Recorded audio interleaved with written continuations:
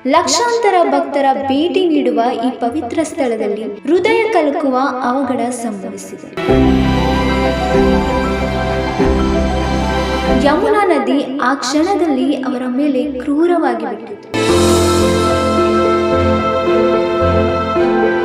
ಒಂದು ಪವಿತ್ರ ಸ್ಥಳ, ಭಕ್ತಿ ತುಂಬಿದ ಕ್ಷಣ, ಆದರೆ ಕ್ಷಣಾರ್ಧದಲ್ಲಿ ದುರಂತವಾಗಿ ಮಾರ್ಪಟ್ಟ ಘಟನೆ. ಉತ್ತರ ಪ್ರದೇಶದ ಮಥುರಾ ಜಿಲ್ಲೆಯ ಬೃಂದಾವನ ಲಕ್ಷಾಂತರ ಭಕ್ತರ ಭೇಟಿ ನೀಡುವ ಈ ಪವಿತ್ರ ಸ್ಥಳದಲ್ಲಿ ಹೃದಯ ಕಲಕುವ ಅವಘಡ ಸಂಭವಿಸಿದೆ.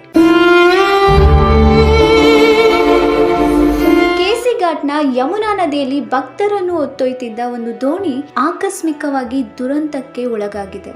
ಆ ದೋಣಿಯಲ್ಲಿ ಒಟ್ಟು 37 ಮಂದಿ ಭಕ್ತರು ಪ್ರಯಾಣಿಸುತ್ತಿದ್ದರು. ಭಕ್ತಿ, ಭಜನೆ, ದೇವರ ಹೆಸರು, ಅವರ ಮನಸ್ಸಲ್ಲಿ ಇದ್ದುದು ಕೇವಲ ಭಗವಂತನ ಭಕ್ತಿ ಮಾತ್ರ.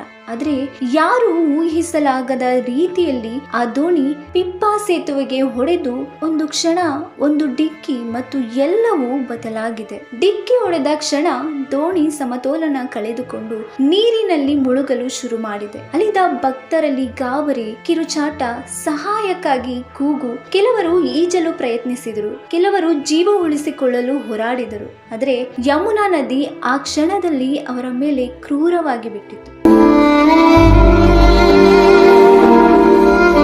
ಇನ್ನು ಈ ದುರಂತದಲ್ಲಿ 10 ಮಂದಿ ಭಕ್ತರು ತಮ್ಮ ಪ್ರಾಣವನ್ನು ಕಳೆದುಕೊಂಡಿದ್ದಾರೆ. ಇನ್ನು 5 ಮಂದಿ ಕಾಣೆಯಾಗಿದ್ದಾರೆ. ಅವರಿಗಾಗಿ ಶೋಧ ಕಾರ್ಯ ಮುಂದುವರಿದಿದೆ.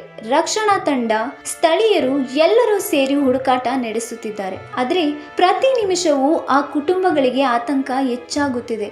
ಮನೆಯಿಂದ ಭಕ್ತಿಯಿಂದ ಹೊರಟವರು ಹೀಗೆ ಮರಳಿ ಬಾರದೇ ಹೋದರೆ ಆ ನೋವು ಎಷ್ಟು ದೊಡ್ಡದು.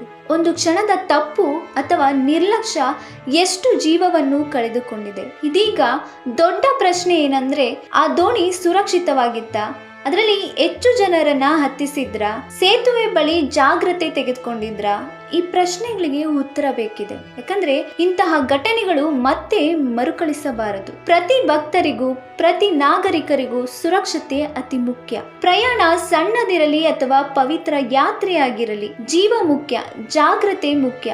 ನಾವು ಎಲ್ಲಿದ್ದರೂ, ಯಾವುದೇ ಪರಿಸ್ಥಿತಿಯಲ್ಲಿದ್ದರೂ ಸುರಕ್ಷತೆ ಬಗ್ಗೆ ಕಾಳಜಿ ಇರಬೇಕು. ಅಲ್ಲದೆ ಒಂದು ಕ್ಷಣದ ನಿರ್ಲಕ್ಷ್ಯ ಜೀವನ ಪೂರ್ತಿ ಪಶ್ಚಾತ್ತಾಪವಾಗಬಹುದು. ಈ ದುರಂತದಲ್ಲಿ ಪ್ರಾಣ ಕಳೆದುಕೊಂಡವರ ಆತ್ಮಕ್ಕೆ ಶಾಂತಿ ಸಿಗಲಿ ಮತ್ತು ಕಾಣೆಯಾದವರು ಸುರಕ್ಷಿತವಾಗಿ ಸಿಕ್ಕಲಿ ಅನ್ನೋದೇ ಎಲ್ಲರ ಪ್ರಾರ್ಥನೆ. ಇಂತಹ ಘಟನೆಗಳು ಮತ್ತೆ ನಡೆಯದಂತೆ ಎಲ್ಲರೂ ಜಾಗ್ರತೆ ವಹಿಸೋಣ.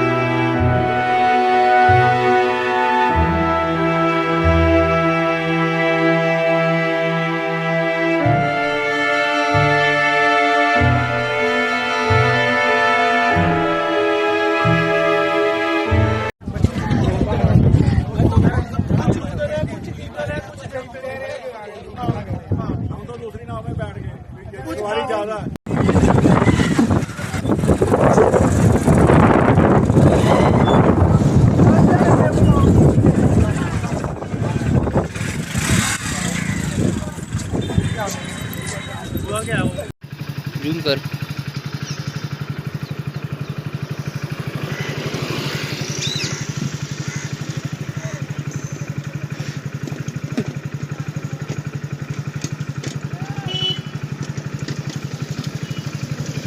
ಇನ್ನಷ್ಟು ಹೆಚ್ಚಿನ ಮಾಹಿತಿಗಾಗಿ ಸಪ್ತರ್ಷಿ ಟಿವಿ ಕನ್ನಡ ಯೂಟ್ಯೂಬ್ ಚಾನೆಲ್ ಅನ್ನು ಸಬ್ಸ್ಕ್ರೈಬ್ ಮಾಡಿಕೊಳ್ಳಿ.